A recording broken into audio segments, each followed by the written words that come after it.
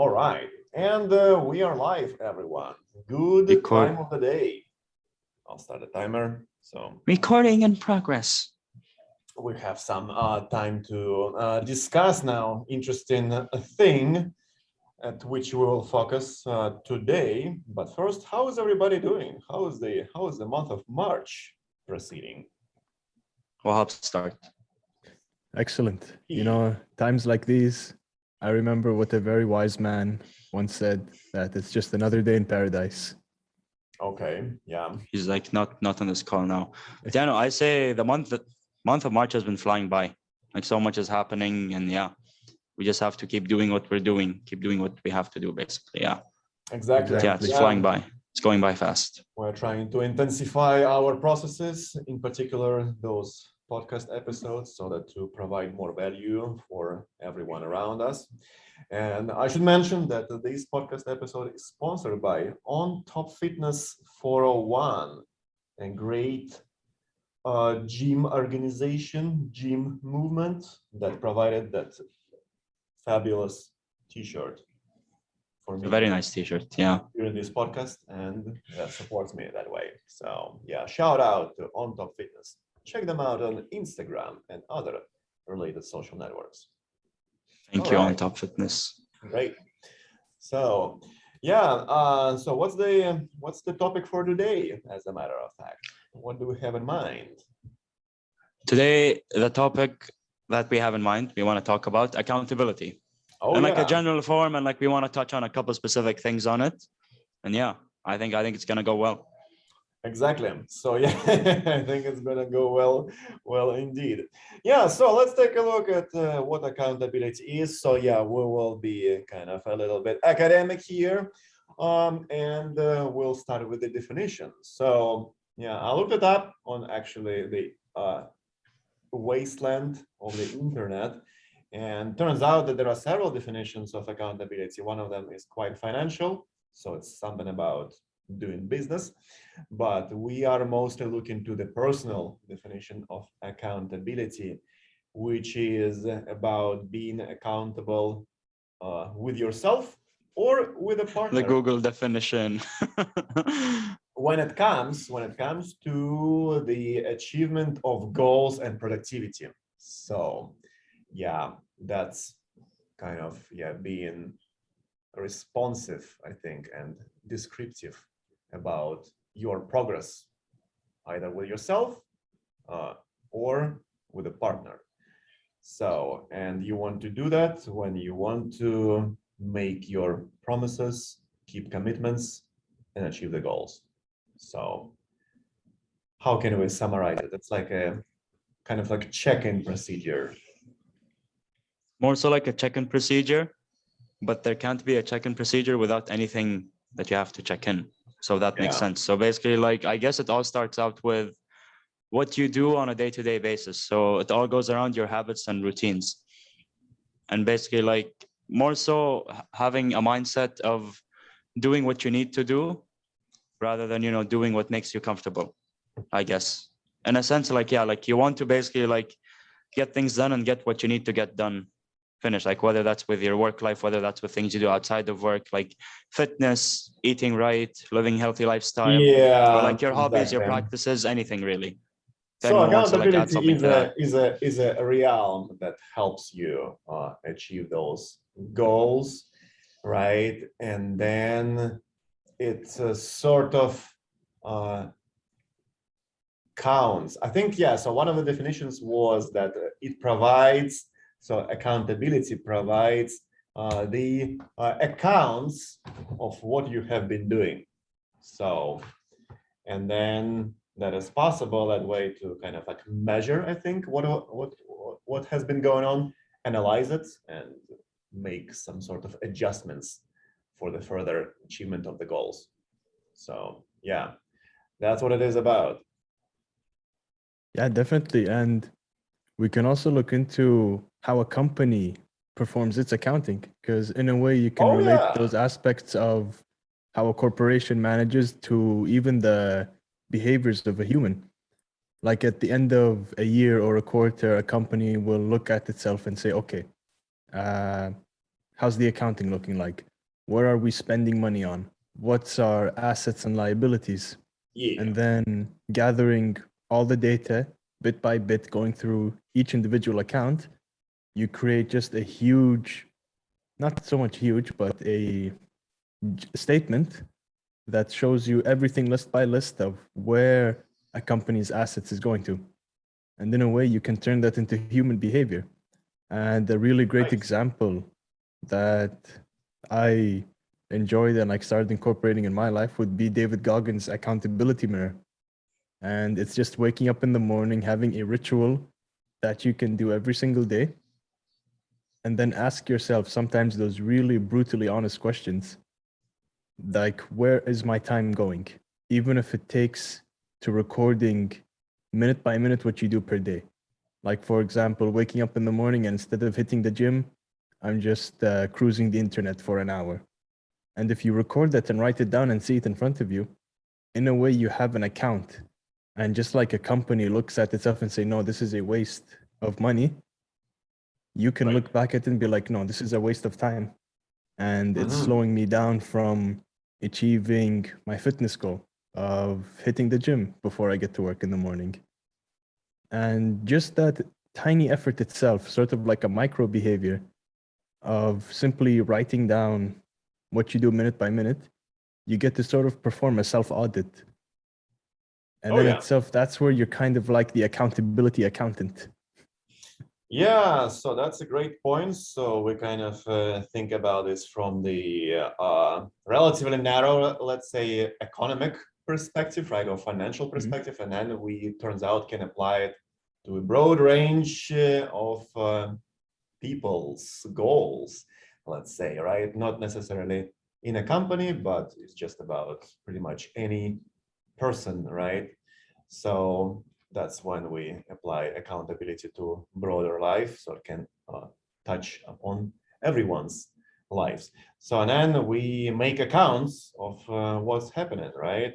So, and then why do we need it? So, because one of the reasons why we need accountability, right, for our personal lives is to beat procrastination. So it turns out that's one of the kind of approaches that can be used applying accountability against procrastination. So that's in particular why we need to care about accountability, because we want to get rid of or minimize, I would say, procrastination while achieving our goals. So yeah, that's a big value of accountability, I guess. And I love the touch upon accounting and accountability, because like accounting for a company, you're basically like, or like doing like audits. You basically see like how accounts are performing, like whether they're like helping the company or not, basically. And then when it comes to self-accountability, you basically want to make sure that your different, we'll call it accounts, your different habits, routines, and practices, I guess, and how you spend your time, like how that makes you perform. Or in a sense, like you can say how it makes you feel, how it makes you act, anything. So like you add those two like discipline things together. Oh yeah. Yeah. Like one thing, like the what's it called, like professional practice, you're making sure a company is disciplined. And then the personal practice is making sure that you're disciplined. If that makes sense. Okay. So yeah, using accountability, we can provide some sort of broad account of our particular behavioral patterns, for example, right, such as discipline, for instance, or wasting time or being productive with the time that you have. So yeah, that's a pretty broad, I would say, tool, right? Accountability, but it also has tools in itself, right, that help us to make those accounts, right? So yeah, we just we're thinking about the self-accountability when you look at the mirror and ask yourself, right? So do I like the person that I see in the mirror, for example? So, or you can ask yourself some sort of brutally honest questions about your productivity and the goal achievements and not wasting time, things like that. So yeah, that's a pretty good one. So yeah, and then would you, so if we think about some sort of practical implementation of those tools for accountability, right? So do we need to do it like every morning, for example? So is it a good idea to do this every morning, or maybe a little bit less frequently? What do we say? With Well, you go first, W. David Goggins oh methodology. yeah. Yeah, well, doing it every morning, personally, I think is better because Okay. in a way, what you do is you inhibit it to become a ritual. And Yeah, then as a part of like brushing your teeth, exactly. Also doesn't take much time. exercising, Yeah. yeah, you can take almost maybe 10 seconds to just ask questions Okay. that you don't have to answer right away. You 10 can seconds. just be like in those 10 seconds, like while you're brushing your teeth, even just looking at yourself, being Yeah. like, have I accomplished my goals yesterday? Ask yourself a question like, have I been slacking off more frequently? Have I allowed certain like unfortunate events, whether it can be bad job day or just bad day in general? Maybe Exactly. you're late to work, your car got towed, it's traffic, someone stole your bike. Like just these events are piling on top of each other. And so you're like, nah, screw it. I'm not gonna go to the gym today. Like I just feel down. Maybe at the moment that might feel like, just a feeling of relief. But then if you ask yourself that question the next morning, you can be like, I could have gone to the gym yesterday or just done a couple push-ups at home, maybe exercise the stress out. Because it's asking those questions that really, really start to like drill inside your head. And now you're like getting in there, Yeah. digging through all the dirt, taking out the unnecessary stuff. Like maybe you get too much pleasure in eating junk food. And then, you don't feel like cooking one day, so you just buy like takeout food from an unhealthy Yeah. restaurant, and then you Very continue possible. it again and again. Whereas doing the sort of check every single day, you can kind of like catch these behaviors before they start turning into a chain, and they Yeah. eventually Yeah. like start replacing healthy behaviors, for example. That is true. Yeah, and then yeah, sometimes I was thinking, so if we try to do it, for example, every day, Mhm. this sort of self-audit, if we use another term from economics, actually, so that could become probably overwhelming, right? So if I think about the realms of life that I need to fix, there could be several of them, right? So and then one of the things I was thinking about is just to focus on one realm per day and then try to, let's say, fix or improve it, right? So and then that way you can also ask yourself just one self-audit question. So for example, how about my, I don't know, yeah, reducing the amount of food that I buy from the restaurants during a week, right? So how is that realm doing? So and then yeah, this will be already very valuable. Whereas if you ask yourself too many self-audit questions, you can be overwhelmed on a particular day or the morning. So yeah, but if you focus on the one on Monday, then it's going to be a different one on Tuesday, and so on and so on. And then yeah, during a week, so you will rack up quite a bit of self-audit points. I think the Yeah. best self audits, like with me, usually like at the end of the day is when I like basically like sit down and think to myself, I'm like, okay, like, Nice. did I do what I needed to do today? Like, did I get done what I had to get done at work? Did I then go to the gym and train like I said I would? And Exactly. then did I like eat what I said I would? Did I like clean up and like, yeah, tidy up like I said I would? And then if it's yes, then it's okay, perfect. If it's no, I'm like, why? And then yeah, we try to figure out why, and then we're like, how can we not make that happen again? And then we fix it. And then like Okay. usually, I guess, like see, like yeah, I'm saying like you can have like a disciplined day-to-day routine, but we all have those days, like I guess like 1 or 2 days a week where like you sit down and it's like a full-on rest day. And then I guess those are like, I guess the good days where you can like sit at the end of the day and be like, how did I do this week, in a sense? Yeah. And these like you'll have more questions and more answers than like the day-to-day things. But like in a sense, it's good to always keep track of what you do. Yeah. Self-audit, basically. And taking notes also will help in this case. So yeah, you just kind of like put your thoughts on the paper, then you can probably get back to your previous notes and see how things change over time. And then, yeah, that's another powerful tool. And you can check another episodes when we Wait, where wait. we talk about the notes. A small thing I wanted to touch on exactly. Yeah, like see, when it comes to accountability, self-accountability, we have lots of discipline in that aspect. And I guess like when it comes to habits and routines that revolve around being accountable, I guess you want to like focus more on fulfillment rather than validation. So what I mean is, fast food tastes good, validation. Fulfillment, healthy meal, better things for you, fulfillment. Sitting down on the couch watching TV for like an hour or two, validation, relaxed. Whereas, going and exercising, working out, anything, even if it's just a walk, fulfillment, which is what we're going to talk about in our next episode. So I just wanted to like quickly tease and touch upon that. Yeah. That's a great point. And then, yeah, looks like, yeah, you can also. These things tie, like, and they go hand in hand quite well. Yeah. And looks like when you think about that way, right? So you kind of almost assess you give yourself ways to improve what you audit in yourself, right? And then, because originally it could look like you are trying to criticize yourself, so that might be a little bit harsh, maybe, right, on the person. But if you try to follow up this criticism with something constructive, then it's going to be even better than just the pure criticism. So, yeah, well, here we have kind of another thought. So, yeah, but I think it's going to be something different already from accountability. It's more about correction and adjustment in your course of actions. And I like that. Yeah. Your achievement adjustment. So yeah, but yeah, don't make sure that you don't criticize yourself too much whilst doing this self-audit. Or too harshly. Yeah. Or too harshly. Like be kind to yourself. Yeah, that's right. That's a good point. So yeah, because we don't want to be overly critical in this case. However, the criticism is needed.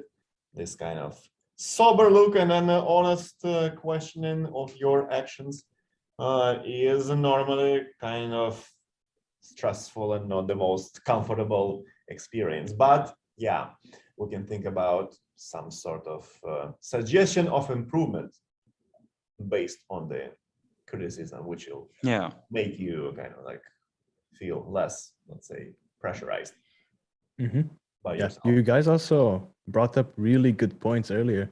I want to go over what Aziz you said before on just asking why. Why can be such a powerful question, even especially when you target it to like certain aspects. For example, like I skipped the gym yesterday. Most of the time we want to brush it off like it's fine, it's just one day. Yeah, I was just tired. Yeah, but then if you just sit down and ask yourself, but why? Was I tired? Was I just whining? Was I lazy? Was I lazy? Yeah, you can. Could I have pushed through? Find some underlying reasons, actually. Some more problems, actually. Yeah. No, yeah, and especially on being an accountability auditor, where you go back and look at your previous accounts of where you spent your time. Right. One thing that like auditors get hated on is because they just ask so many questions. But like, it's just part of their job. Why is this bad? Like what happened here? Yeah. You can look into, for example, how come looking in this specific account, which is set on life goals, have, barely enough balance in there. The time is almost zero. And if you sit down and ask yourself why, sometimes you really might not like the answer. And especially going back on what you said, Oleg, on being too critical. The trick, I think, is being okay, since it's basically in the purpose of improvement. Yeah. Sort of like how there's criticism and constructive criticism. In a way, all of these questions, if you think to yourself, no, hey, I'm not, bullying myself and just, shaming myself. In a way, this can be like, okay, if I can answer these questions now and get legitimate responses, these answers will help me improve myself. It's not going to be, oh, you're looking a bit fat today. Oh, well, yeah, you're just, being lazy. piece of garbage that just eats too much takeout food. It's like, Yeah. if you say that to yourself, and That's it's a like, pretty you know, harsh yeah, it's strike, really, really let's harsh. say. You know, Yeah. instead you can like look into it and say, oh, you know, maybe I've been eating those donuts a little too much. Maybe I haven't been pushing myself in the gym as much as I should have.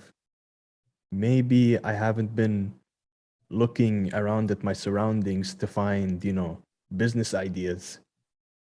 And then if you ask yourself, but why?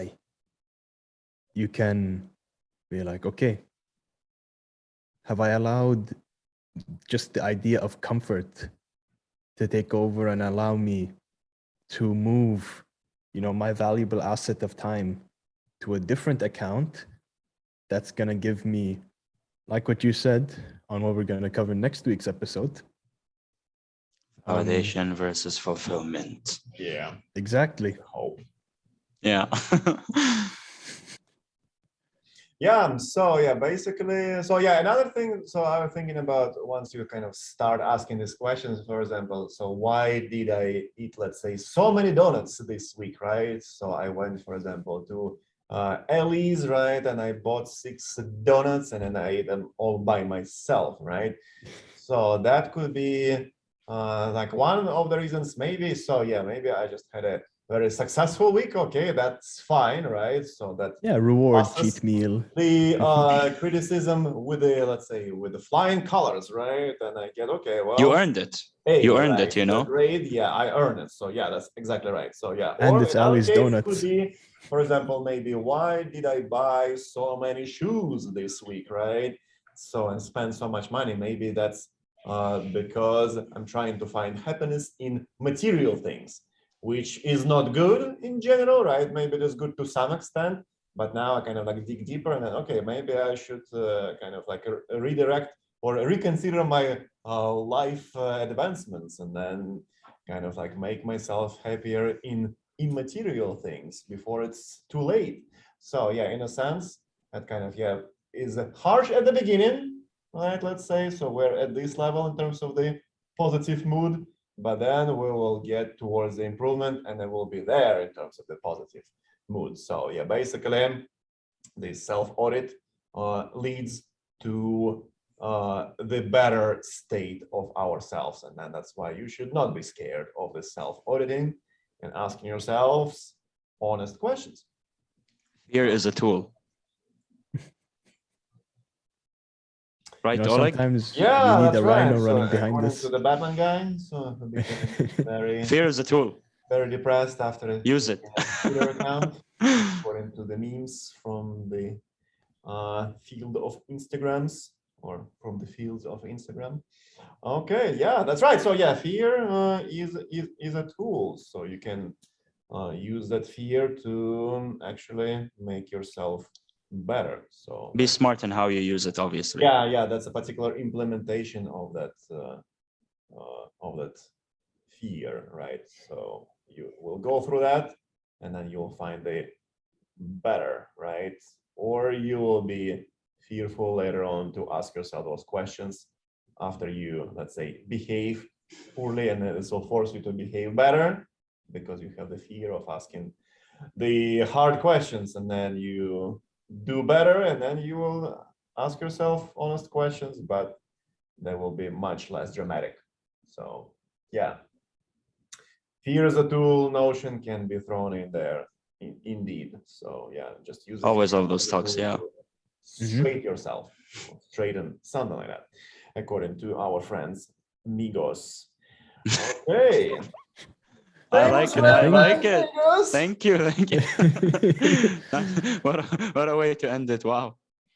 Wait, do you guys want to end it now? Because I think I just have yeah, one that's more right. So point. before we Say, end, wait. so Wahab, we need Wahab to has one touch more thing upon to say. one more tool. It's the finding the accountability partner, actually. So Or Wahab, if you want to say your point. Oh no, it's gonna build off of what Oleg is gonna continue. yeah, Like on the accountability partners. Okay, Oh, I yeah. speak.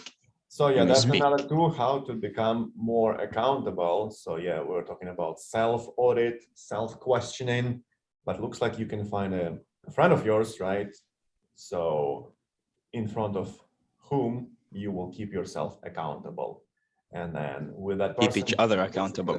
Yeah, that's right. So keep each other accountable. You can make some sort of weekly check-ins. So yeah, according to statistics and then practical approaches about those weekly check-ins, they should be done about once a week. If it is less frequent, it's bad. If it is more frequent, it's overwhelming. So yeah, just find somebody, accountability partner of yours, and then check in with them about your progression towards some goals, for example, or execution of some project, some task, once a week. And it will keep you accountable and keep the fire burning underneath your buttocks. Let's put it that way. Some sort of goals, whatever. I like it. I like it. Once a week, check in like with accountability partner. Another way is just to make it financial and say, well, if I don't achieve something, then, for example, I'll pay you $1 to that partner. $1. We should go like $50, $100. Yeah, that's right. We play in the big boy tables. We only play in big boy tables, guys. Come on. So yeah, that's another two, accountability partner. So can we apply it for achievement of a variety of goals? And then yeah, just make sure you talk about how you do with that person. Follow up. I think you also have to be careful on like who you make your accountability partner. Ooh, okay. Because in a way, you don't want to surround yourself with a yes man. Because you don't want to constantly be like, you know, hey, do you think this was a smart idea? Or hey, am I getting fat? And then the guy's gonna be like, oh no, you're not. You're fine. You know, you look good. But in reality, you know, you're getting a little fatter, and you know, that's right. Due to unhealthy, stressful decisions. Whereas if you just get someone who can be brutally honest, that is, I think, really, really detrimental on like how successful that audit's gonna go. Because if you just have a yes man who's gonna like say yes and tell you stuff you want to hear, then you're not really gonna know. Maybe there's an area where even after your accountability mirror check, or maybe after your weekly check-in, there might be some areas you didn't know you were lacking in, simply because maybe these were areas you've never placed your asset of time to begin with. And then maybe an accountability party can be like, hey, you know, I think we can be doing more. Exactly. Mm-hmm. Yeah, so it needs to be somebody honest and objective, I would say. Yeah, that would be able to give the real events follow-up. Yeah, and speaking of accountability, guys, like my break is almost up, honestly, and I have to be accountable in finishing what I have to do. Exactly. So in that case, I will be accountable in front of ourselves, because we promised ourselves to make this productive and bring the value. Yes. This is us being accountable for this. Go. You know, one more final point. It's a real quick point. Go. So don't worry, you'll get there in time. And I think we also have to keep in mind the next step of, you know, performing a time audit, which is creating a follow-up. Maybe let's say there are some issues in your time audit where you definitely need to follow up on. Let's say if it's a personal goal, like reading 3 books a month, maybe you can follow back up on that, be like, no, this month I only did 2, or no, this month I've only hit the gym like less than 3 times a week. Consistently following up on, you know, time audit issues that you raised before can be key into like improving the process of creating it better. It boils down to flexible plan, I would say, in general. Yeah, that can definitely make you think, so do I plan well, or am I overwhelming myself, let's say, way too much? So, and then yeah, you can definitely think about flexible planning, so as an outcome of being accountable with somebody or with yourself. I like that. Awesome. So but thank you, guys. Thank you. Practical tool, accountability. Use it and achieve more and improve yourself. And remember, always check on your assets. Time is a valuable asset. A second spent is not a second that's going to come back. Check on your assets before it comes and bites you in your asset. Yeah, exactly. And that's a good way to say that. It was good. Alright. I think it was good. Yeah. Well, Yeah. excellent. And we are done. So we'll see you when we see you, and have a good one. Bye, everyone. Peace.